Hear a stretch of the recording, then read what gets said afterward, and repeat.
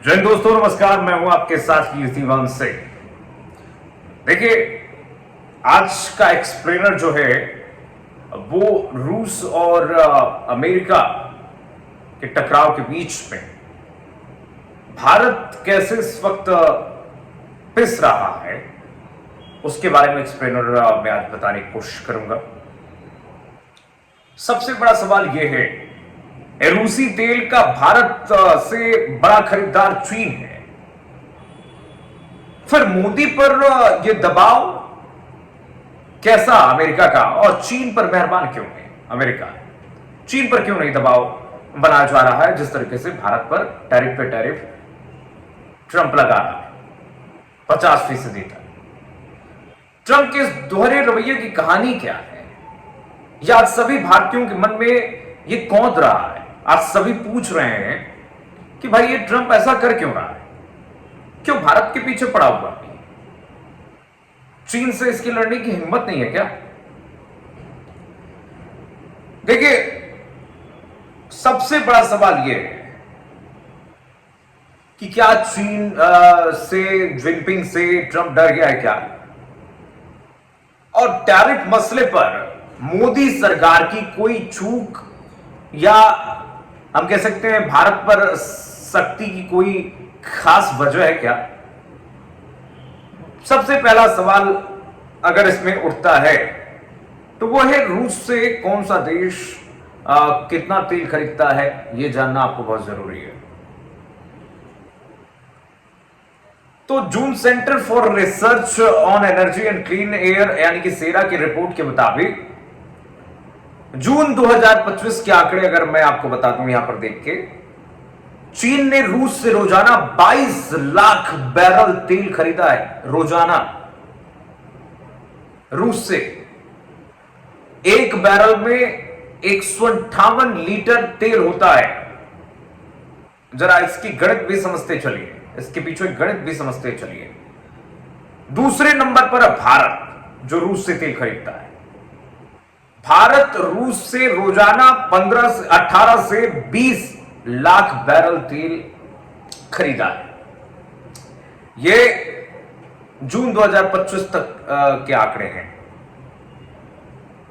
तो भारत तो चीन से कम ही खरीद रहा। रूस से तेल खरीदने पर पेनाल्टी लगाने वाला अमेरिका भी रूस से रोजाना करीब 10,000 बैरल तेल खरीदता है। खुद अमेरिका, जो हमको आंख दिखा रहा है, जो भारत को आंख दिखा रहा है। यूरोपियन यूनियन के हंगरी, स्लोवाकिया, चेक Republic, France, Belgium, Spain, Brazil ने रूस से रोजाना करीब 5 लाख बैरल तेल खरीदा है। यानी यूरोपियन यूनियन जो है चौथे नंबर पर, अमेरिका तीसरे नंबर पर, भारत दूसरे नंबर पर, चीन सबसे पहले नंबर पर है। ठीक है, 22 लाख बैरल चीन खरीदता है। तो पीछे सवाल उठता है कि हमारे क्यों पीछे पड़ा है ये ट्रंप हुआ है, यह अमेरिका। सवाल नंबर 2, रूस से तेल खरीदने वाले टॉप देशों पर ट्रंप ने कितना पेनल्टी टैरिफ लगाया है, जो चर्चाओं का विषय रहा। डोनाल्ड ट्रंप ने चीन पर, आपको आश्चर्य होगा कि कोई सेकेंडरी टैरिफ नहीं लगाया है। कोई सेकेंडरी टैरिफ नहीं लगाया। ट्रंप ने रूस से तेल खरीदने के लिए चीन पर अभी तक कोई एक्स्ट्रा पेनल्टी टैरिफ नहीं लगाया है। 16 अगस्त को ट्रंप ने कहा कि रूस के साथ बातचीत शुरू होने की वजह से चीन पर टैरिफ लगाना अभी जरूरी नहीं है। दोगलापन देख रहे हैं। लेकिन 2 से 3 हफ्तों में हम विचार करेंगे, क्योंकि इसकी हिम्मत ही नहीं है चीन पर टैरिफ लगाने की। फिर चीन पर पहले से 30% टैरिफ लगा हुआ है, यह ट्रंप कह रहा था। 30% लगा हुआ है, कोई सेकेंडरी टैरिफ नहीं लगाएंगे। अब भारत पर देखिए, भारत पर 25% सेकेंडरी टैरिफ इसने लगा दिया। 7 अगस्त से ट्रंप का भारत पर 25% का टैरिफ जो है वो लागू हो गया है। इसके साथ ही ट्रंप ने 25% एक्स्ट्रा टैरिफ लगाने का ऐलान और कर दिया है, जो कि 27 अगस्त से लागू हो गया है।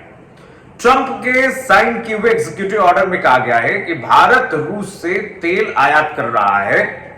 ऐसे में अमेरिका में दाखिल होने वाले भारत के सामानों पर 25% टैरिफ एक्स्ट्रा लागू होगा, यानी कि 50% ये टैरिफ लागू हो जाएगा। ये है अमेरिका, ये है डोनाल्ड ट्रंप। ठीक है, अब देखिए तुर्की पर कोई टैरिफ नहीं है, पहले तुर्की पर अब सिर्फ 15% की टैरिफ है, और अमेरिका कह रहा है यहां पे ट्रेड वार्ता चल रही है। यूरोपियन यूनियन पर यह कह रहा है कि सामान्य ट्रेड वॉर टैरिफ में 20 से 50% पहले से ट्रेड टैरिफ लगा हुआ है, लेकिन रूस से तेल खरीदने पर इसे नहीं बढ़ाया। यह दोगलापन है। कोई पेनाल्टी टैरिफ नहीं लगाया। जो भारत पर इसने 25% एक्स्ट्रा पेनाल्टी टैरिफ लगाया है, अमेरिका यूरोपियन यूनियन पर तो इसने बिल्कुल नहीं लगाया है। अब देखिए सवाल नंबर 3 है, रूस से सबसे ज्यादा तेल खरीदने के बावजूद ट्रंप ने चीन पर पेनाल्टी टैरिफ क्यों नहीं लगाया? ट्रंप ने कोशिश की थी कि टैरिफ लगाएं, लेकिन दांव उल्टा पड़ गया। 11 मई को अमेरिका ने चीन पर 145% टैरिफ लगाया। जवाब में बातचीत करने के बजाय चीन ने भी अमेरिका पर 125% टैरिफ लगा दिया। इसके बाद अमेरिका बैकफुट पर आया और दोनों देशों के बीच में 90 दिनों के लिए टैरिफ वॉर रोक दिया गया। इसके बाद अमेरिका ने चीन पर 30%, वहीं चीन ने अमेरिका पर 10% टैरिफ अभी तक लगा कर रखा है। तो ईंट का जवाब पत्थर से चीन दे रहा है, इसलिए इसकी हिम्मत नहीं बन रही होगा। और भारत भी अब देने लगा है, इसलिए अब इसकी हिम्मत भारत से भी टूट गई है। अमेरिकी राष्ट्रपति डोनाल्ड ट्रंप ने 25 अगस्त को चीन पर 200% टैरिफ लगाने की धमकी दी है। ट्रंप ने कहा कि चीन के पास कुछ कार्ड है, हमारे पास भी कुछ कार्ड है, लेकिन मैं ये पत्ते नहीं खेलना चाहता हूं। अगर मैंने ऐसा किया तो चीन बर्बाद हो जाएगा, मैं ये पत्ते नहीं खोलूंगा। ट्रंप सच में पागल हो गया है। ट्रंप को या तो कोई बीमारी हो गई है या तो बहुत दिक्कत में है ट्रंप, इसलिए बिना सोचे समझे बयान लगातार दे रहा है। और जिस तरह से अमेरिका लगातार धमकी दे रहा है और लगातार कई देश इसके धमकी से कोई डर नहीं रहा है, इससे अमेरिका पगला गया है, इसकी अब चल नहीं रही है। चीन पर टैरिफ से अमेरिका में महंगाई बढ़ जाएगी।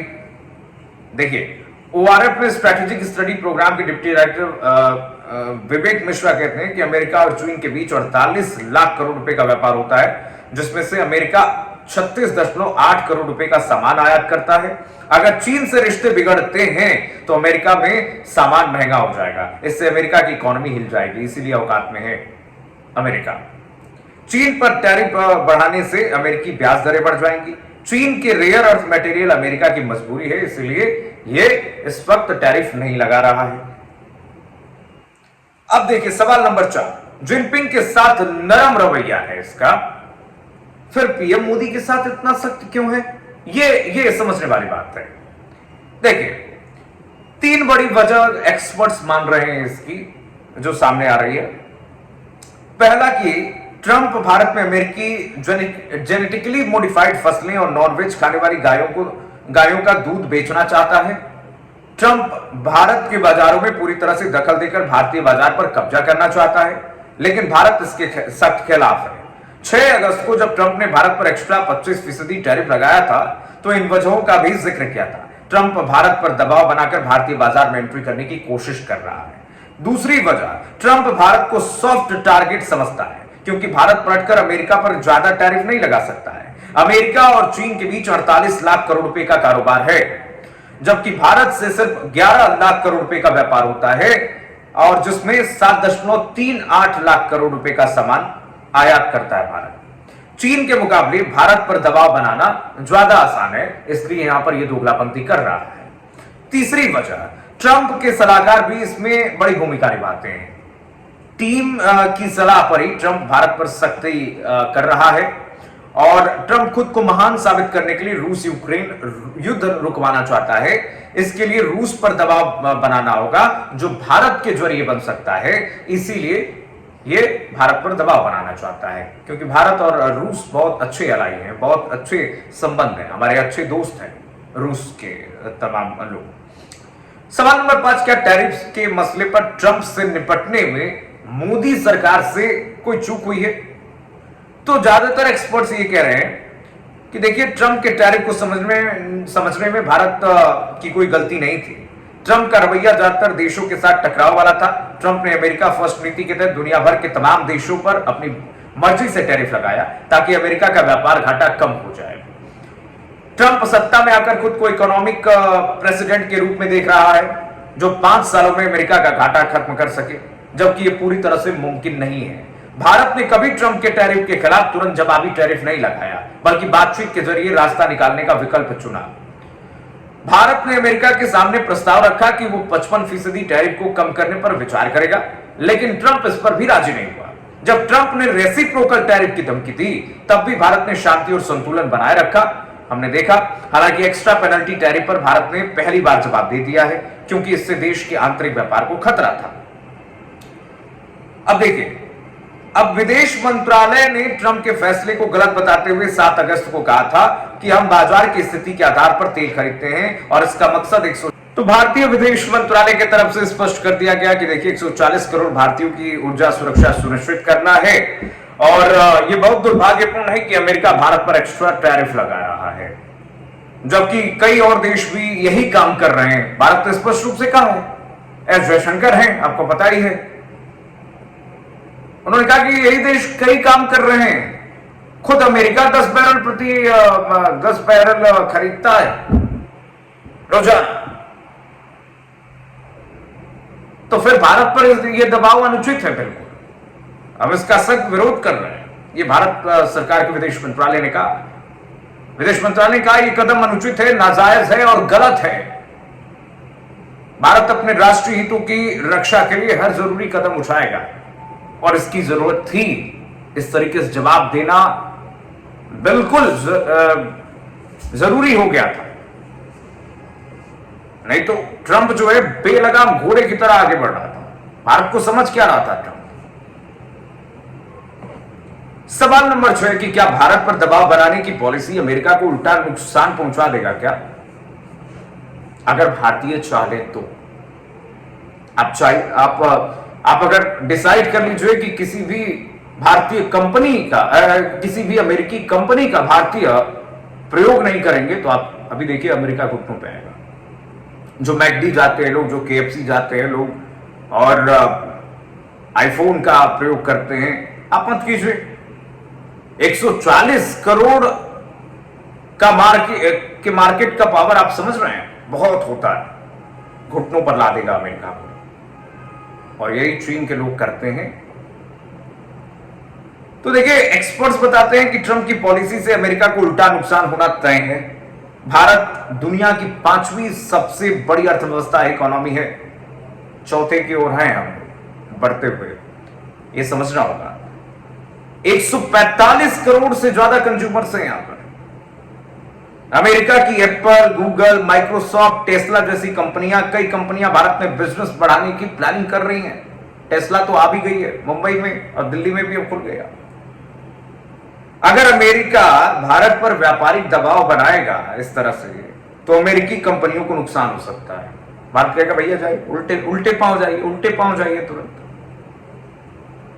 भारत के पास अमेरिका को सामान निर्यात करने के अलावा कोई ऑप्शंस नहीं है जहां भारत अपना सामान बेच सकता है। यूरोपियन यूनियन में 2024 में 64.7 लाख करोड़ के कपड़े, दवाइयां और कीमती पत्थर जैसे सामान एक्सपोर्ट किए भारत ने। एशियन देशों में 2024 में भारत ने Brunei, Cambodia, Indonesia, Malaysia, Thailand और वियतनाम जैसे एशियन देशों में, आसियान देशों में जिसको हम कहते हैं, 34.9 लाख करोड़ रुपए के इलेक्ट्रॉनिक्स, दवाइयां और चावल जैसे प्रोडक्ट बेचे गए। ये आंकड़े सरकारी हैं जो मैं आपको बता रहा हूं। अफ्रीका में भारत ने 2024 में 26.2 लाख करोड़ रुपए का सामान जो है वो निर्यात किया। इसमें सबसे ज्यादा दवाइयां। और मिडिल ईस्ट देश में भारत यूएई को 24.5 लाख करोड़ रुपए और सऊदी अरब को 10.5 लाख करोड़ रुपए का सामान निर्यात करता है। लेकिन इसका मतलब यह नहीं है कि भारत पर इसका कुछ असर पड़ेगा। अमेरिकी फाइनेंस फर्म मॉर्गन स्टैनली के मुताबिक भारत के सामान पर 50% टैरिफ लगाने से भारत की जीडीपी की रफ्तार कम हो सकती है। दरअसल रिजर्व बैंक का अनुमान है कि इस साल देश की जीडीपी 6.5% की दर से बढ़ेगी, लेकिन मॉर्गन स्टैनली के मुताबिक जीडीपी ग्रोथ घट करके 5.9 रह सकती है, 9% रह सकती है।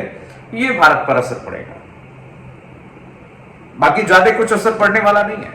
अमेरिका को समझना चाहिए 145